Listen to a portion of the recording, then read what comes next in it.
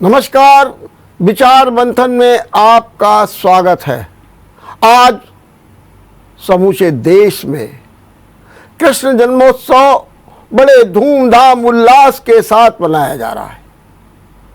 मथुरा वृंदावन में तो शिखर पर ये उत्सव है और ये उत्सव ऐसा नहीं है कि जो हमें केवल मनोरंजन देता है, बल्कि सच बात तो ये है कि ये हमें एक संदेश देता है, एक मैसेज देता है और हर बार कोई ना कोई नया संदेश लेकर के भी आता है। आज हम इसी पर चर्चा करेंगे और इस चर्चा में भाग लेने के लिए हमारे साथ हैं पंच रात दर्शन पीठ की पीठाधीश्वरी डॉक्टर विजया माधव। डॉक्टर विजया जी, मैं आपका बहुत बहुत अभिनंदन करता हूँ, बहुत बहुत स्वागत करता हूँ।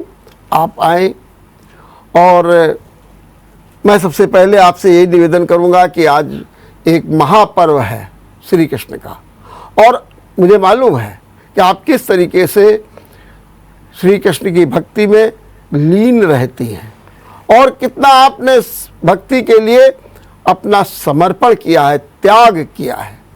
तो मैं सबसे पहले आपसे निवेदन यही करूंगा कि कृपया ये जो कृष्ण जन्मोत्सव मनाया जा रहा है, जनमानस के लिए आपका क्या संदेश है, क्या हमको इससे प्राप्त होगा और कैसे प्राप्त करेंगे, इस पर। और इसके पहले मैं चाहूँगा कि इसकी शुरुआत स्तुति से हो जाए।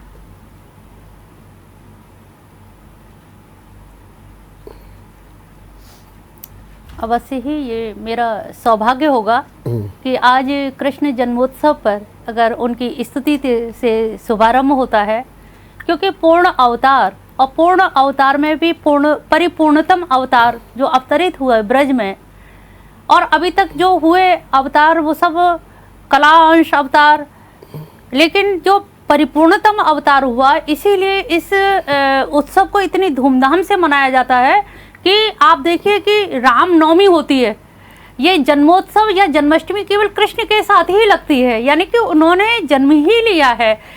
निराकारोपि साकार, वो निराकार होते हुए भी साकार हो गए। क्यों हो गए? भक्तार्थ सगुणा जातो, भक्तों के आनंद देने के लिए, सतचित आनंद अपने स्वरूप का सही सही प्रतिपादन करने के लिए, जनमानस तक पहुंचाने के लिए। क्योंकि हर व्यक्ति आज पाश्चात्य सभ्यता और संस्कृति से जो दिग्भ्रमित है, उनको आनंद कैसे पहुंचाया जाए, इस तनाव से कैसे मुक्ति दी जाए। तो उस वैदिक वाङ्मय में हम देखते हैं कि अभी तक एतेचांश कला, जो भी अवतार हुए सब अंश कला में ही थे। कृष्णस्तु भगवान स्वयं, केवल कृष्ण ही भगवान के रूप में अवतरित हुए। भगवान की एक परिभाषा है, ऐश्वर्य से समग्र से, धर्म से यशस श्रेय, मोक्ष से वैराग्य से। अब षड इतिंग नाम, यानी कि 6 चीजें जिसमें समग्रता में हो, समग्रता में यानी कि कंप्लीटनेस। तो जो कंप्लीटनेस है, इसीलिए उनको परिपूर्णतम अवतार कहा गया।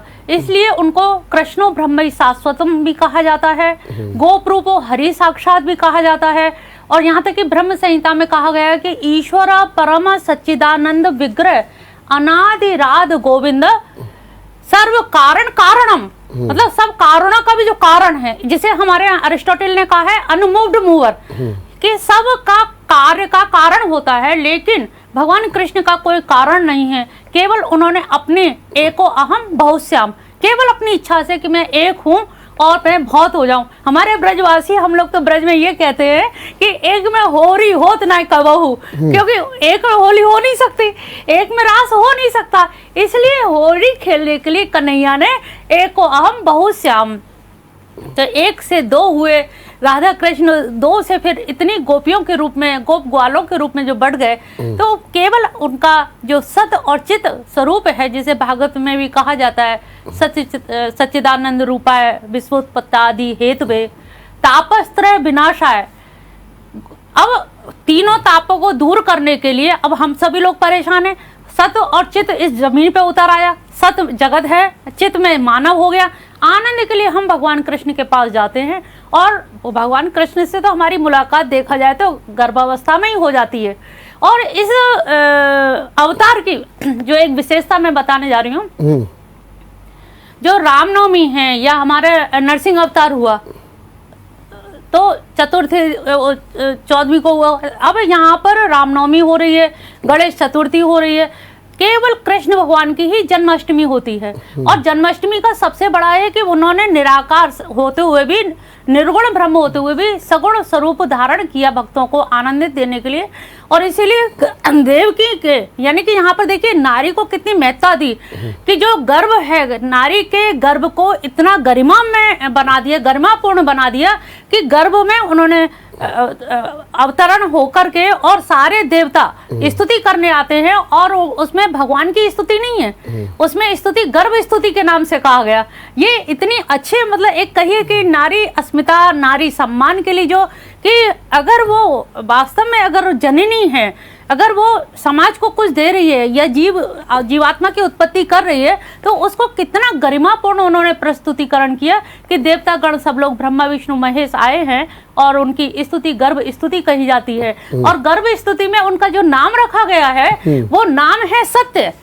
और वही नाम सत्य देखिए भागवत में सत्यम परम धीमहि के नाम से आया है। वहां पर कृष्णम परम धीमहि नहीं कहा गया, गोविंद परम धीमहि नहीं कहा गया, केशव परम धीमहि नहीं कहा गया, केवल सत्यम परम धीमहि, यानी कि सत्य निर्गुण निराकार है। लेकिन वो हम लोगों के लिए जो पहला ब्रह्म सूत्र देखिए, भागवत की शुरुआत कहाँ से हो रही है, ब्रह्म सूत्र का जो दूसरा श्लोक है, अथा तो ब्रह्म जिज्ञासा, उसके बाद जो दूसरा सूत्र है जन्मादस्य यत, यानी कि जिनके द्वारा जन्म मृत्यु संहार सब कुछ जो भी हो रहा है, लालन पालन सब कुछ भगवान की वजह से ही हो रहा है। लेकिन उन भगवान को मथुरा वासियों ने, कहा जाता है कि मथुरा में सबसे पहला नाम सत्य रखा गया देवताओं ने, और बाद में गोकुल में आए तो गोपाल हो गए, केशव हो गए, यानी कि आप जितने भी नाम देखिए कृष्ण हैं तो कशति कृष्ण, तो कृषिर भूवाचो शब्दों निवृत्ति वाचक, यानी कि कृष्ण शब्द क्या है, भूवाचक, भूवानी अस्तित्ववाचक, यानी कि जस्ट एग्जिस्टेंस,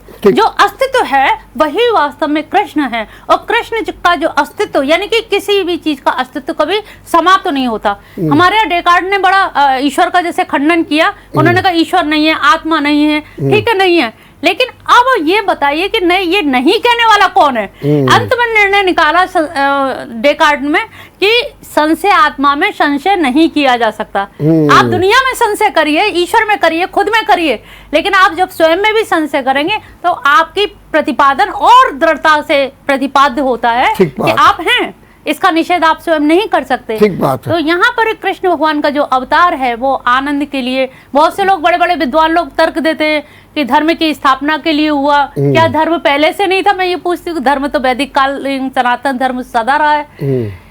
कभी कहते हैं तो ये क्यों कहा जाता है कि जब जब हो धर्म की हानि, और ये कहा गया धर्म से ग्लानिर्भवति, ये तो फिर ये क्यों कहा जाता है? आपने बहुत अच्छी बात कही, ऐसा फिर क्यों कहते हैं हम लोग? ये दरअसल क्या है कि एक साधन होता है और एक साध्य होता है। जैसे हमें आपको एक प्रैक्टिकल उदाहरण, हम लोग कहीं शादी में जाते हैं या कहीं दूर जाते हैं, तो जाना तो लक्ष्य हमारा है कि शादी में हम यही बताते हैं शादी में जा रहे हैं, लेकिन हमारा आत्मीयता जो होती है वो आत्मीयता खींचती है हमको। हम हर एक के यहाँ तो नहीं जाते, लेकिन जो हमारा जिससे प्रेम होता है हम उसी के पास जाते हैं। तो यहाँ पर उनका जो दंडकारण्य में जो उनके श्वेत द्वीप में जितने श्रुतियां थी, ऋषि मुनि थे, उनको जो उन्होंने वचन दिया था और वो जो तपस्या कर रहे थे, उनका आगमन तो उनके लिए हुआ था, लेकिन सामने फोकस में ये रहा कि जब जब धर्म की हानि होगी, दरअसल धर्म की हानि और साधुओं का परित्राण, जो साधु है, साधु नाम प्रचार, तो साधु है वो तो सद्गुणों से अपने आप को जीवित रख रहा है और वो अपने शिष्यों को भी अपनी तपश्चर्या से जीवित रखता है, उनके रोग शोक तनाव को दूर करता है। तो वो साधु कैसा होगा जो अपना ही उद्धार ना कर पा रहा हो, उसके लिए भगवान को अवतार धारण करना पड़े।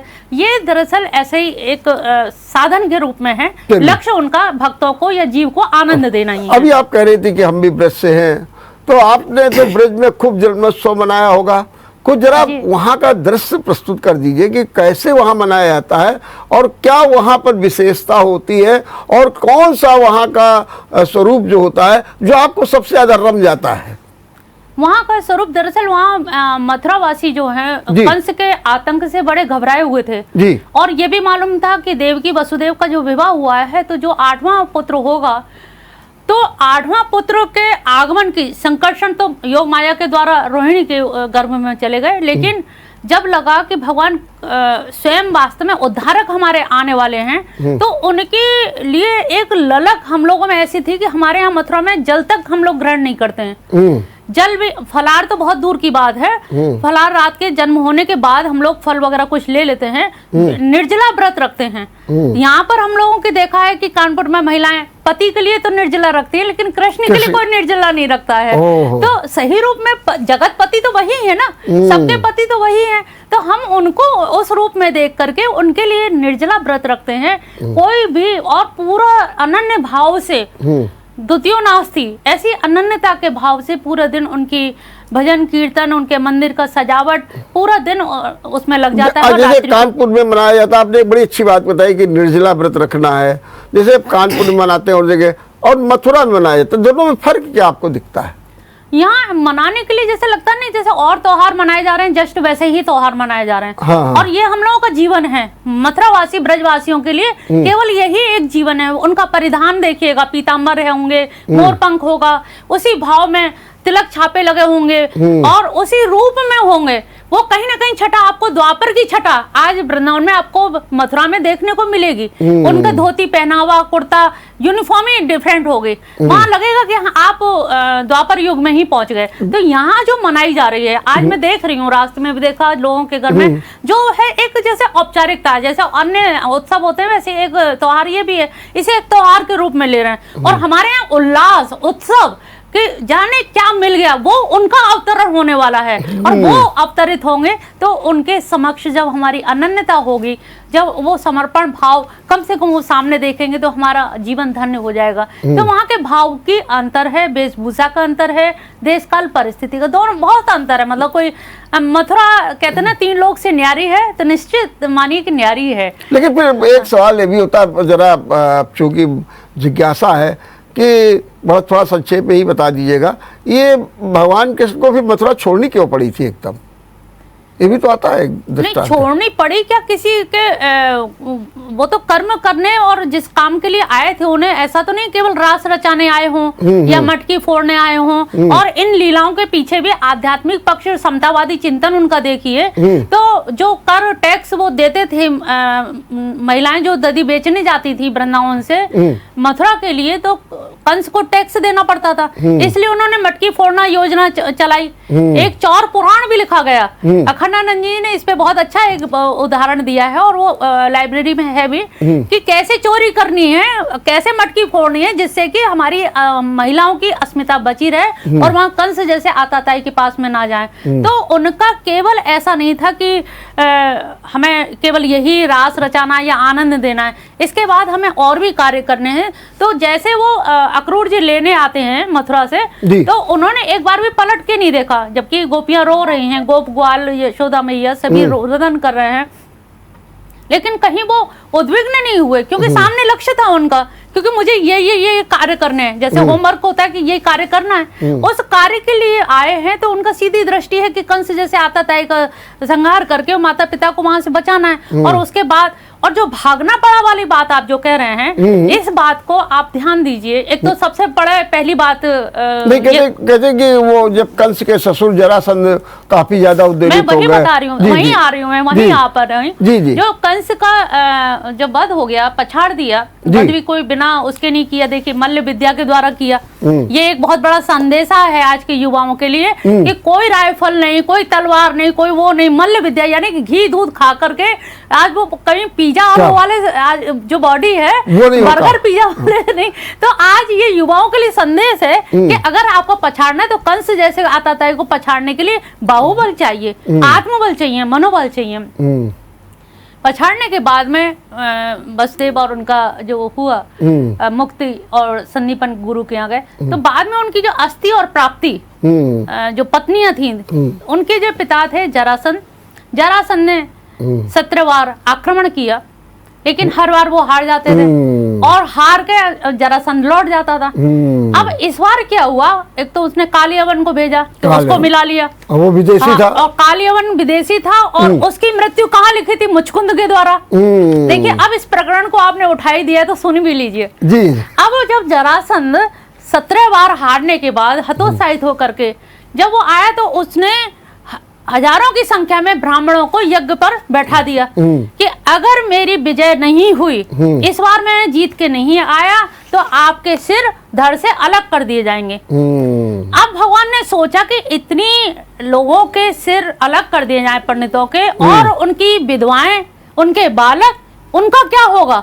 ये सोच करके उन्होंने कहा हारना भी विजयी है, अगर हम इतने लोगों की जान बचा देते हैं। तो यहाँ पर देखिए यही परिभाषा आपको देखनी होगी। वैदिक काल जिसे हम बहुत बड़ा धर्म कहते हैं वैदिक धर्म, लेकिन वैदिक धर्म के अलावा इन्होंने कहा कि नहीं, यहाँ पलायन भी, रण छोड़ होकर के भी, रण छोड़ के भी वो हंसते हुए चले गए और उनको लगा कि नहीं, रण छोड़ भी अपनी जीत है। और रण छोड़ भी अगर कहलाए तो क्या है, यहाँ पर देखिए मनोविज्ञान फेल हो जाता है। हाँ। लोग अवसाद में चले जाते हैं, लोग डिप्रेशन में चले जाते हैं, सुसाइड कर लेते हैं। तो यहाँ पर कृष्ण हंस रहे हैं, मुस्कुरा रहे हैं। बिल्कुल डिफरेंट संदेश है। क्या बात, ये डिफरेंट संदेश की आज के युवा पीढ़ी के लिए कि हम हार गए, फेल हो गए तो लग रहा है बिल्कुल डिप्रेस हो गए, अब कैसे मुंह दिखाएं। उन्होंने कहा अभी तो मुंह दिखाना ही है।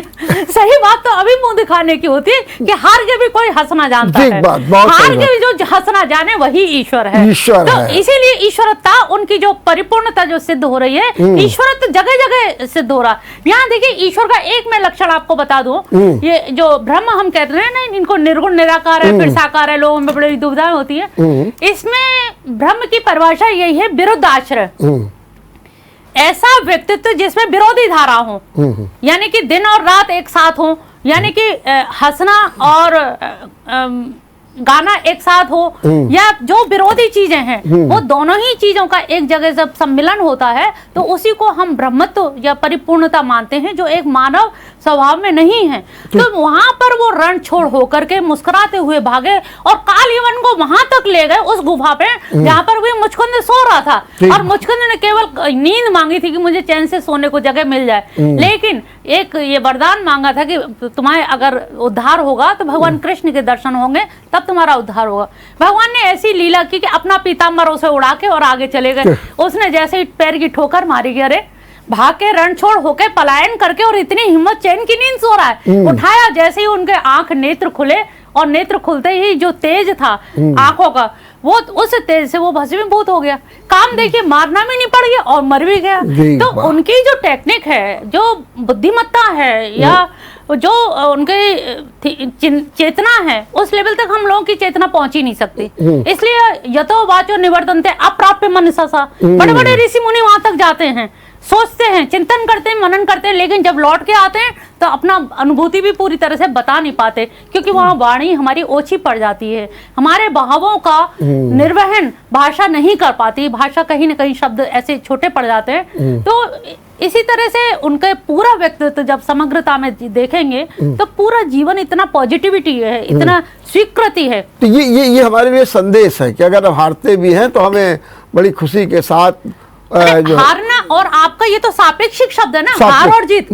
भाई आज जहाँ हार रहे हैं तो वो कहीं किसी के लिए जीत भी तो है ना, ये हार और जीत तो सापेक्षिक है। और देखिए जहाँ जहाँ सापेक्षिक है शब्द है, वहां पर द्वंद्व रहेगा, और भगवान तो द्वंद्वातीत हैं, इसलिए वो तो लीला करने के लिए आए हैं, तो वो इन द्वंद्वों से बिल्कुल अतीत हैं, और हम लोग इन द्वंद्वों में फंसे हुए हैं। बस एक और सवाल ये है कि कहते हैं कि वृंदावन में 11 वर्ष की उम्र में ही छोड़ दिया था, और जबकि रासलीलाओं का जितना वर्णन आ रहा है वो ज़्यादातर वृंदावन का आ रहा है, और उद्धव का भी जिक्र आ जाता है। ये इस बारे में जरा थोड़ा सा स्पष्ट कर दीजिए।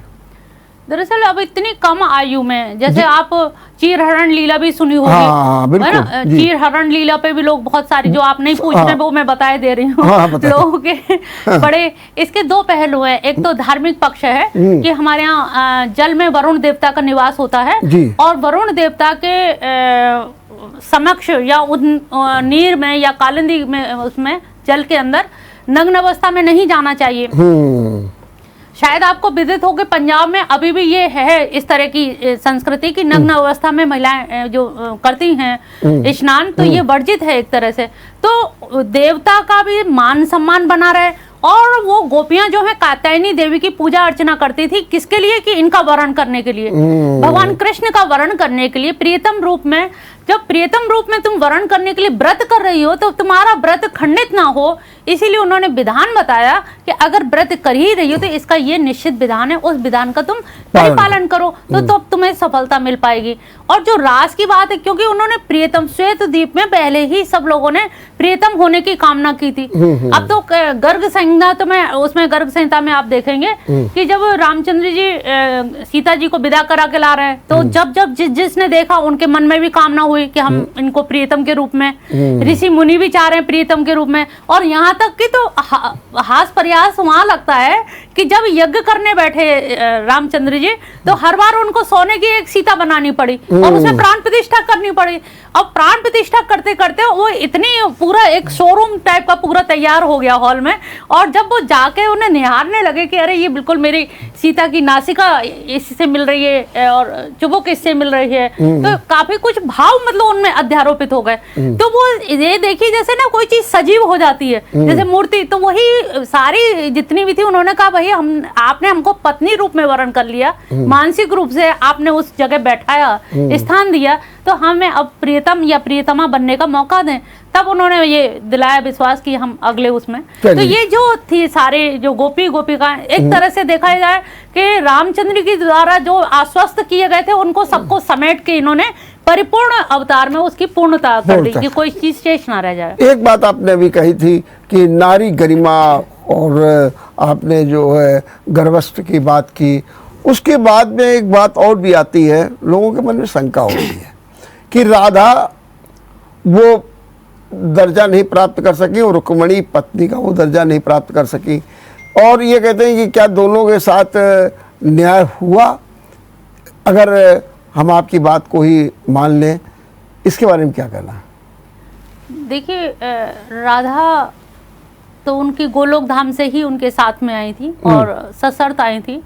और कहा जाता है, जैसे मैं गर्ग संहिता के आधार पे बोल रही हूँ, तो उसमें ये कहा गया है कि जब उनका आगमन हुआ कि पृथ्वी पर जाना है भार उतारने, लोगों की कामनाओं को पूर्ण करने के लिए अवतार धारण करना है, तो एक ऐसा इनकी इच्छा हुई कि राधा रानी को कि मैं आपका वियोग नहीं सहन कर पाऊंगी, मुझे भी वही स्थान, मुझे भी आप ले चलिए, लेकिन शर्त है कि वहां मुझे कुछ 3 चीजें होनी चाहिए, जहां वृंदावन हो और गोवर्धन हो और कालिंदी का नीर हो, यानी कि जमुना जी हो। ये 3 चीजें होंगी तो मैं चलूंगी जरूर। और जब इनका अवतरण होता है, तो अवतरण होने के बाद, क्योंकि वहां तो वो प्रियतमा पहले से थी, जैसे होता है ना कि ये उनका सही बताएं तो मेरा जो अपना ओपिनियन है, बिल्कुल। राधा का एक स्ट्रक्चर बना दिया गया है।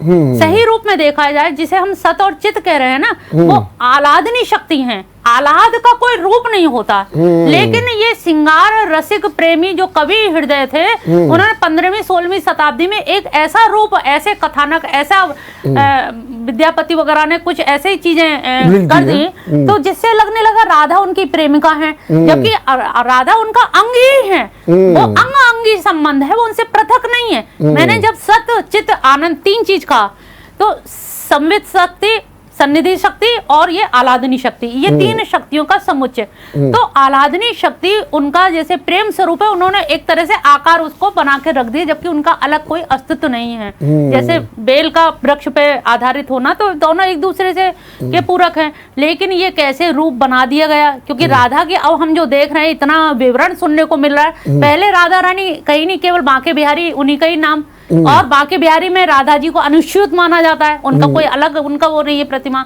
तो ये चीज अभी लोगों ने, या तो कहिए श्रृंगार रसिकों की ये देन है कि ऐसे ऐसे चित्रों का प्रदर्शन, युवा पीढ़ी के सामने ऐसे ऐसी चीजें आ रही हैं कि अरे वो तो अपनी उनकी प्रेमिका थी, जबकि प्रेमिका नहीं थी। वो उन्होंने भांडीर वन में उनका ब्रह्मा जी ने विवाह कराया है, ये उसके प्रमाण है। मतलब तो भांडीर वन में जब विवाह हो गया, लेकिन वो इतने बाल्यावस्था में हुआ था, ब्रसवानी जी को मालूम था, नंद बाबा को मालूम था और गर्गाचार्य जी को मालूम था। ये 3 लोगों के बीच की बात थी। और चौथे ब्रह्मा जी ने, जिन्होंने भांवर डलवाई है, बरमाला डलवाई है, विवाह हुआ है बाकायदा, लेकिन वो इतनी योजना के तहत आए थे कि हमें इतने समय दूर भी रहना है, अलग रह के कार्य भी करने हैं।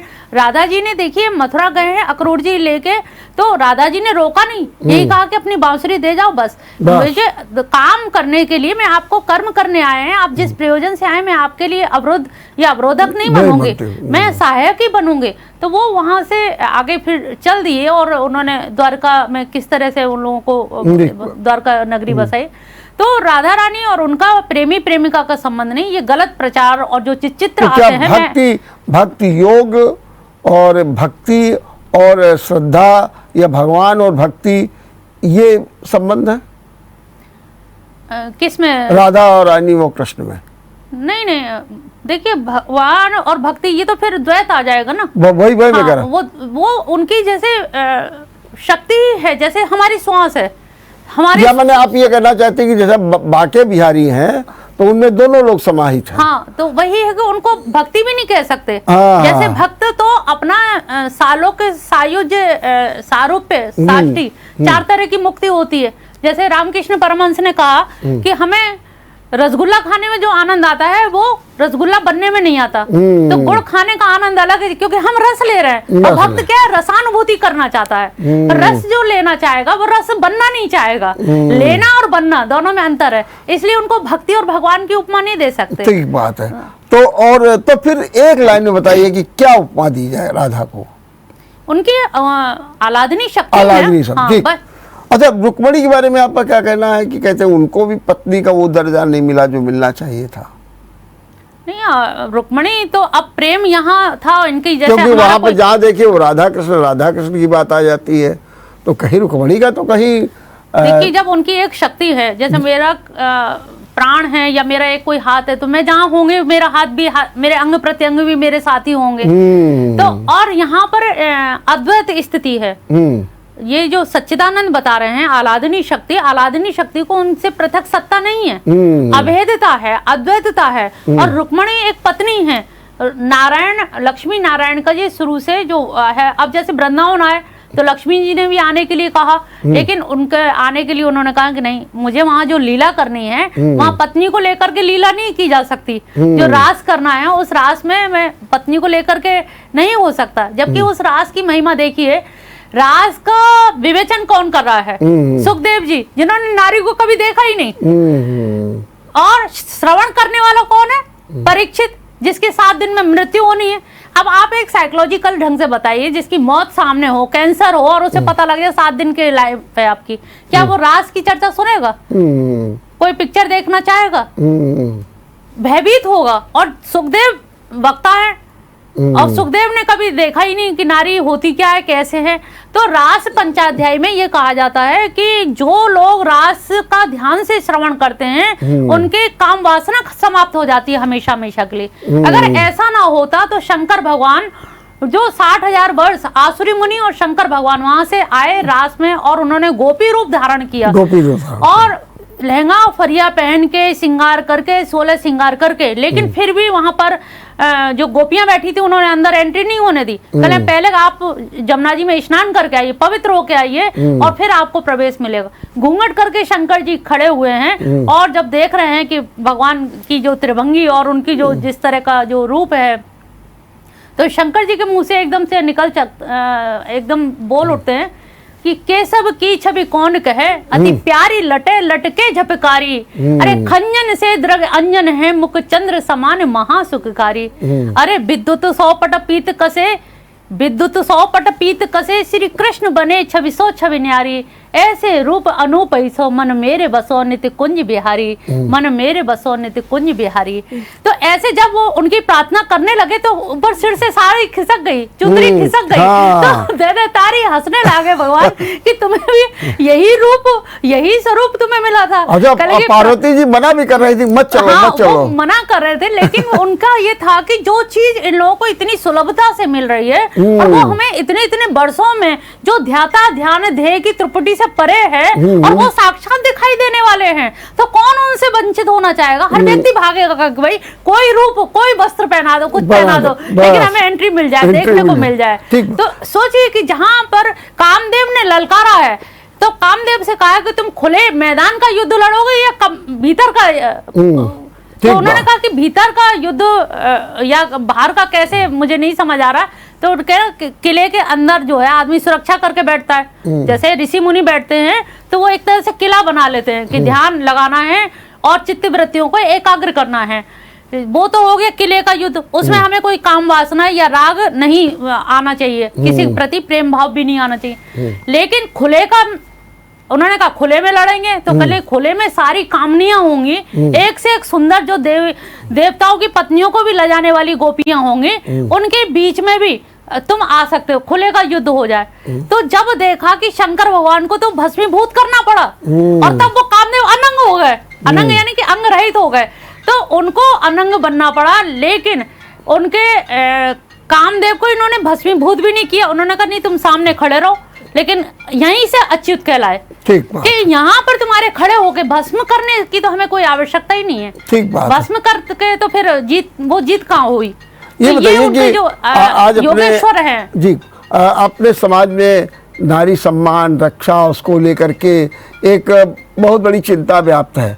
प्रधानमंत्री ने भी अभी नारी अपमान पर काफ़ी चिंता व्यक्त की है। आज के संदर्भों में अगर हम कृष्ण की बात हम करते हैं, हम लोग संदेश भी देते हैं, अगर हम उनके संदेश को लेकर के बात करें तो क्या होना क्या चाहिए? अगर आज कृष्ण होते या यूं ही मान लें तो क्या होता? अगर कृष्ण होते ना आज तो राधा जी के पांव पलट रहे होते।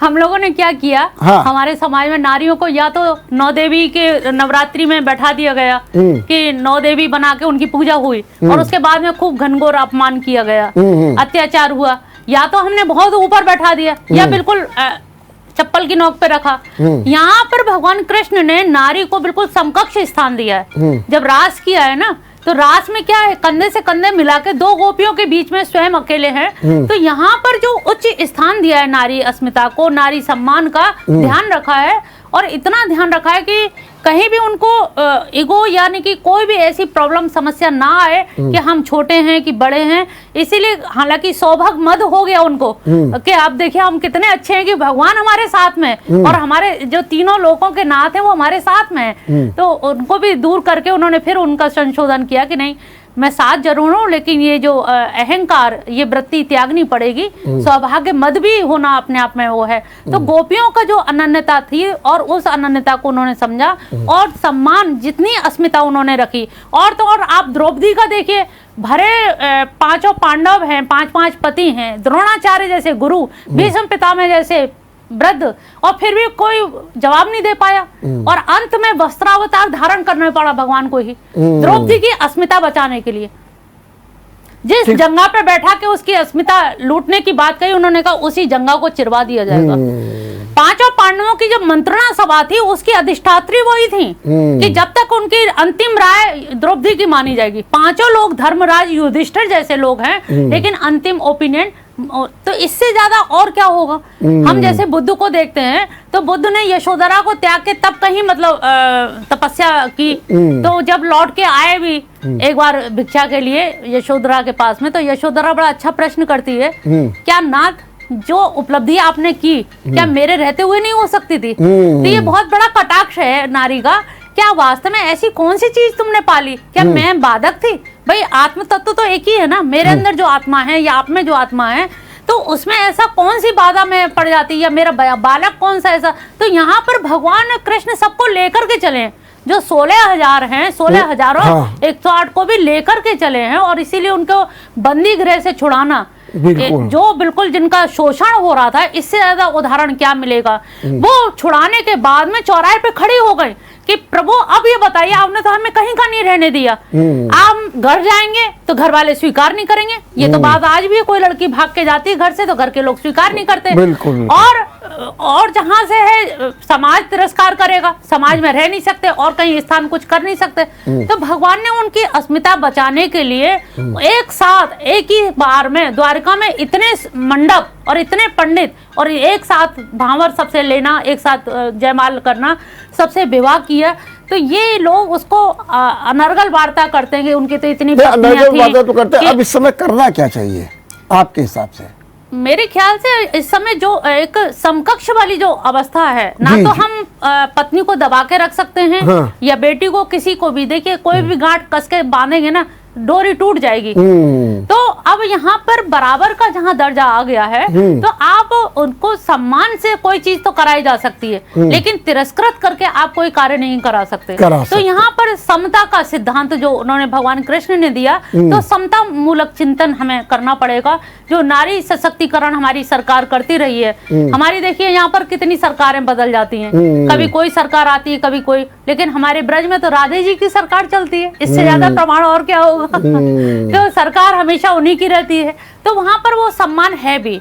और सही बता दें कि सब लोग बहुत हास प्रयास के वातावरण में रहते हैं, लेकिन काम वासना नहीं होगी, कोई कलुषित विचार नहीं होगा। एक नृत्य जरूर करेंगे साथ में, रात दिन नाचेंगे, लेकिन कलुषितता नहीं होगी। वैचारिक उनमें प्रदूषण नहीं पाया जाएगा जितना यहाँ प्रदूषण है। ठीक बात। अब जी, आप इस समय श्रीमद् भागवत कथा कह रही हैं लोगों के बीच में, और ये आपके कहाँ से आया कि हमको ऐसा करना चाहिए, नंबर 1।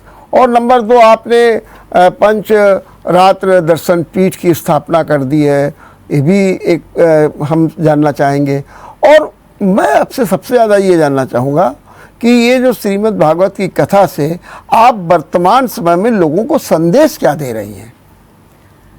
भागवत कथा दरअसल मेरे माता पिता का सपना था कि बहुत बड़ी ऑफिसर बने, भागवत भी कहे, मतलब बिल्कुल विरोधी धारा में खड़ा कर दिया है कि प्रोफेसर भी हो, प्रिंसिपल भी हो, ये भी हो, वो भी हो, दोनों विरोधी चीजें हो तो गई थी। तो प्रिंसिपल भी हो गए, चोटी भी रहे दर्शन शास्त्र के, और लेकिन भागवत भी, क्योंकि घर में ही व्यवस्था ऐसी हो गई ईश्वर की कृपा से कि व्यासपीठ बनी हुई है, बहुत बड़ा हॉल, और हर संडे को वहाँ होता है। तो एक तरह से मैं माता पिता के कहने पर ही मतलब गई, क्योंकि घर में हमारे यहाँ प्राण प्रतिष्ठित मंदिर है, जन्म हुआ तो मंदिर में ही जन्म हुआ, मंदिर में ही पूजा, 8 पैर की सेवा करते रहे, तो वो संस्कार प्रारब्ध जन्य रहे।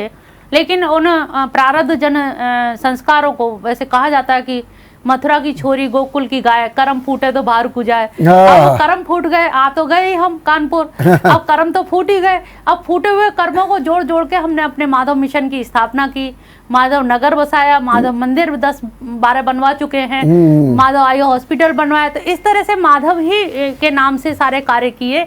तो ये लगा कि जो फूटे हुए कर्म हैं, जैसे चंडीगढ़ में रॉक गार्डन है ना, फूटे कप प्लेट कांचों से भी बड़ी अच्छी अच्छी चीजें बनाए, तो फूटी हुई चीजों से भी अगर कुछ रचनात्मक कार्य हो सकता है, तो उस कार्य को करने के लिए मैंने ये सोचा कि भागवत के माध्यम से। संदेश क्या दे रहे हैं आप? महिलाओं पर फोकस करती हैं, उनके कृतित्व पर, उनके व्यक्तित्व पर, या समग्र आप संदेश देती हैं? क्या संदेश देती है श्रीमद् भागवत गीता के माध्यम से? भागवत गीता में दरअसल भगवान कृष्ण की ये जो 12 स्कंद हैं हमारे यहाँ पर, हाँ, जी। तो प्रथम स्कंद जहाँ सत्यम परम धीमहि कहा है, क्योंकि ये मेरा फिलोसफी सब्जेक्ट रहा है, उसी में डीलिट पीएचडी सब कुछ किया है, ग्रंथ लिखे भी हैं। तो उस आधार पर मैं प्रथम स्कंद पर विशेष जोर देती हूँ कि कृष्ण का जो ब्रह्मत्व है उसका प्रतिपादन करती हूँ, कि लोग कृष्ण को केवल लीलाओं की दृष्टि से उस ढंग से ना देखें। और जो बीच के स्कंद हैं वो एक तरह से हमारे यहाँ वल्लभाचार्य जी ने ये कहा है कि ये जो 9 स्कंद हैं ये एक तरह से कूड़ा करकट साफ करने के स्कंद हैं दरअसल। और 10वें स्कंद का पहला श्लोक कहा भी है सुखदेव जी से परीक्षित ने, कथितो वंश विस्तारो सोम सूर्यो, कि मुझे उनकी कथा सुनाइए ना जिनको मैंने गर्भ में दर्शन किए थे, जिन्होंने मुझे जीवित किया, उनकी कथा क्यों नहीं सुना रहे? ये सूर्य वंश के मरे हुए राजाओं की कथा मुझे क्यों सुना रहे हो भाई? मुझे उनसे क्या लेना देना? सामने सामने उनकी लीलाओं का वर्णन कीजिए। तब 10वें स्कंद पे ही वल्लभाचार्य जी ने सुबोधनी टीका लिखी है, और वो 13 वॉल्यूम में है। 10वां स्कंद 13 वॉल्यूम में है, और मैं वल्लभाचार्य जी को मानती हूँ, और उसी के आधार पे मैं 10वें स्कंद पर ही विशेष रूप से बोलती हूँ। और उनकी जो लीला है उनका दार्शनिक परिप्रेक्ष्य में रखती हूँ। जैसे रासलीला है, रासलीला में पूरा ही प्रकृति घूम रही है, ब्रह्मांड घूम रहा है, रात दिन हो रहे हैं, समय चक्र घूम रहा है। तो अब इसे चक्र घूमने के ब्रह्मांड या प्रकृति के बीच में, काल के समय के बीच में जो लोग प्रकृति के पास चले जाते हैं, घूमते घूमते नाचते नाचते, तो वो भोगवादी हो जाते हैं। और केंद्र में, सेंटर में कृष्ण है, और जिनको कृष्ण आकर्षित करते हैं, कृष्ण, शंकराचार्य जी ने कहा है कृष्ण है क्या? कर्षति इति कृष्ण, जो अपनी तरफ आकर्षित कर ले, खींच ले। तो जो जीव अपने घूमते घूमते उस परिधि से प्रकृति की परिधि से अंदर की तरफ जब आने लगते हैं, अंतः चेतना की तरफ आने लगते हैं, तो वो कृष्ण से मिल जाते हैं। तो रास तो महारास हो ही रहा है। तो दार्शनिक पृष्ठभूमि में देखें तो रास तो निरंतर चल रहा है, रात और दिन, काल, समय, क्षण क्षण। देखिए अभी हम लोग जो सर्वम क्षणिकम क्षण आगे बढ़ते जा रहे हैं। तो ये जमुना जी का पानी है, जैसे हम पानी को पकड़ना चाहें या उस जल पे हम कुछ लिखना चाहें 2 पंक्ति, तो तब तक वो आगे बढ़ जाएगा। और ऐसे ही कृष्ण की लीला है, जैसे हम कुछ कहना चाहते हैं तब तक वो और आगे उनकी चीजें बढ़ जाती हैं। इसीलिए उनको मुट्ठी में नहीं बांधा जा सकता, किसी चीज में एक सिद्धांत में बांधा नहीं जा सकता। तो जो भी चीजें हैं समतावादी है, या जैसे आज जल के प्रदूषण, गंगा के शुद्धिकरण की बात है, उन्होंने कालिया नाग का नाथ करके किस समय जब प्रदूषण को दूर किया। तो जो कार्य आज हो रहे तो हम तो देखते हैं ये पहले वो कर चुके हैं। इसलिए हमारा दृष्टिकोण तो वहीं द्वापर युग में और कृष्ण के ऊपर ही जाता है, या कहिए कि ब्रज में जन्म हुआ इसलिए हमने देखा वही है, तो उनके अलावा हमने किसी और को देखा ही नहीं है। तो द्वितीय नास्ति वाली जो फीलिंग है अंदर से, तो वो है अभी भी। जरा हमको ठीक, आपने बहुत अच्छी अच्छी बातें बताई हैं। निश्चित रूप से एक ये भी हो रहा है कि आजकल श्रीमद् भागवत कथा, ये राम कथा, ये कहते फैशन सा बनता चला जा रहा है, व्यवसाय हो रहा है, और इसमें नाच गाना और ये सब होने लगा है। क्या आप इससे सहमत हैं क्या? जी, विरोध करती हूँ। मैंने इसी बताया ना, जैसे पहला स्कंद है, प्रथम स्कंद, तो उसमें नृत्य हो ही नहीं सकता क्योंकि फिलॉसफी है। और जो दसम स्कंद है, दसम स्कंद में भी मैं नाच गाने के सर्वथा विरोध में हूँ, क्योंकि आप जब नाचेंगे तो वक्ता की अहमियत अपने आप ही या श्रोता भी व्यवधान महसूस करता है। तो उसको हम नृत्य का और उसका, और वो भी जो नृत्य आजकल जो लोग गायन कर रहे हैं उसमें भी फिल्मी तर्ज पे कर रहे हैं। हाँ, वो फिल्मी तर्ज पे देखिए, आप अगर कृष्ण की लीला का गायन कर रहे हैं तो पहला मस्तिष्क प्रत्यय जगत कहाँ गया, विचार कहाँ गया, फिल्मी उस धुन में। तो आपका एक चित्त तो वहीं पर है कि फिल्म में जो धुन गाई गई है वो धुन ना छूटे, तो पकड़े तो आप उसको भी हैं और उसमें कृष्ण के लीला को भी जोड़ दे रहे हैं। मैं इसका विरोध करती हूँ। मैं ही नहीं, भागवत के द्वितीय स्कंद में विरोध किया गया है। केवल अनुकीर्तन का ही विवेचन है। अनुकीर्तन यानी कि जो साधु संतों ने, जैसे हरिदास जी के, सूरदास जी के पद हैं, मीराबाई के पद हैं, केवल उन पदों का गायन कर सकते हैं। श्रीमद् भागवत कथा में उनका गायन कर केवल पदों का, अनुकीर्तन ही लिखा गया है। संकीर्तन करिए या अनुकीर्तन करिए। तो अनु माने पीछे किसके, तो उन्होंने कहा बड़े बड़े जो संत हो गए हैं उन संतों ने जैसे गाया है, उन संतों का आप गायन कर सकते हैं पदों का। तो जब पदों का होता है तो वहाँ नाच और ये सब चीज़ों का कोई मतलब नहीं रहता। और जो फिल्मी तर्ज पे जो लोग गाते हैं, ये इनका तो मैं सर्वथा विरोध करती हूँ। और हमारा जो विवेचन होता है, और ये बात है कि मैं व्यवसाय में 1 रुपया भी नहीं लेती हूँ, आपको बताऊं, क्योंकि इतना भगवान ने खुद ही दे रहे हैं, हर महीने दे रहे हैं, तो इसलिए तो लेने का कोई सवाल नहीं उठता है। और 1 रुपया भी मेरा अभी तक तो यही संकल्प है कि मैंने कभी लिया भी नहीं और ना आगे लेंगे, ऐसा भी है। अभी इंदौर में भी कार्यक्रम है, अभी 22 से फिर कार्यक्रम है, लगातार कार्यक्रम लगे हैं, लेकिन मैं 1 रुपया भी नहीं लेती हूँ। आप व्यवसाय की भी विरोधी है? व्यवसाय नहीं, मुझे ये लगा ना कि भगवान ने ब्रज से मुझे यहाँ भेजा है तो कोई उद्देश्य होगा, उनकी कोई क्रियाकलाप निष्प्रयोजन होती नहीं है। तो मैं कानपुर को कानापुर बनाने आई हूँ, इसलिए मैं क्यों रुपया लूं भाई। हाँ। आप मेरी बात सुनना, ये मैं धन्य हो गई। मुझे आपकी कथा में तो महिलाएं बहुत ज्यादा संख्या में आती होंगी? नहीं, मेरी कथा महिलाओं को समझ में ही नहीं आती है। सही बात क्यों? क्यों ऐसा क्या आप बोल देते हैं? क्योंकि दर्शन ज्यादा होता है ना, मेरे में फिलोसफी ज्यादा होती है। अच्छा। तो दर्शन होता है तो वहाँ महिलाएं नहीं सुन पाती हैं। वो फिर पुरुषों में भी साधु संत ज्यादा होते हैं, इनफैक्ट मतलब। अच्छा। हाँ, साधु समाज ज्यादा होता है, वही लोग समझ पाते हैं। मुझे भीड़ क्वालिटी चाहिए, क्वांटिटी का मतलब नहीं है। अगर हम 2-4 लोगों को भी उस मामेकम शरणम ब्रज भगवान कह रहे हैं, अगर उनकी शरण में उन्मुख कर पाते हैं तो मेरे वही सार्थकता है, वही मेरी दक्षिणा है। चलिए, अब मैं आपसे अंत में ये चाहूंगी कि अगर आप कोई आज के इस पुनीत अवसर पर कोई संदेश देना चाहे, कोई टिप्स देना चाहे, कोई जनता से आप क्या करना चाहे तो मत कर दीजिए। जनता से अपेक्षा तो मेरा यही है कि अगर गीता का अगर सब लोग सही ढंग से अध्ययन करें।